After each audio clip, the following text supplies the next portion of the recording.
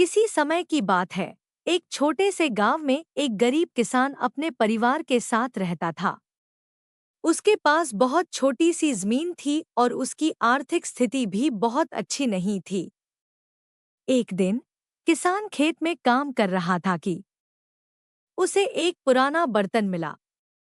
यह बर्तन बहुत ही साधारण और घिसा-पिटा हुआ दिखता था, लेकिन किसान ने सोचा कि शायद इसका इस्तेमाल किसी काम का हो सकता है।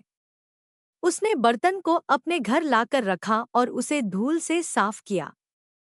रात को किसान की पत्नी ने बर्तन को देखकर सोचा कि इसमें खाना पकाना शुरू किया जाए।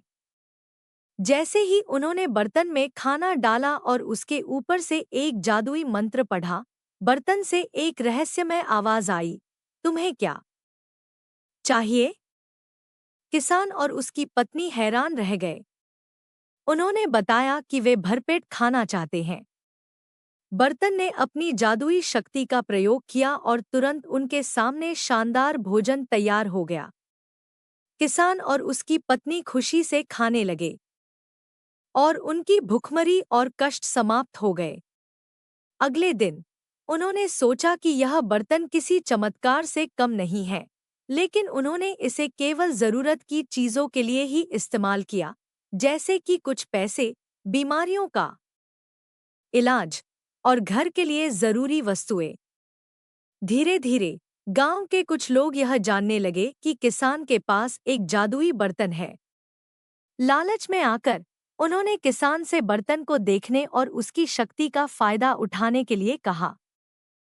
कुछ लोगों ने बर्तन से अनंत संपत्ति, सोना और अन्य विलासिताएं मांगी, लेकिन जब बर्तन ने उनकी हर मांग पूरी की, तब उसने अपना जादू बंद कर दिया, क्योंकि वह नफरत और लालच से भर गया था।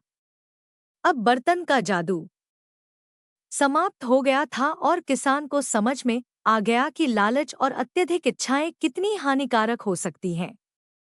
उन्होंने बर्तन को वापस उसी पुरानी स्थिति में रखा और गांव के लोगों को समझाया कि हमें अपनी इच्छाओं और लालच पर नियंत्रण रखना चाहिए और जीवन में संतुलन बनाए रखना चाहिए। गांव में सबक सीखने के बाद लोग धीरे धीरे समझ गए कि संतोष और दया से भरी जिंदगी जीना ज्यादा महत्वपूर्ण है।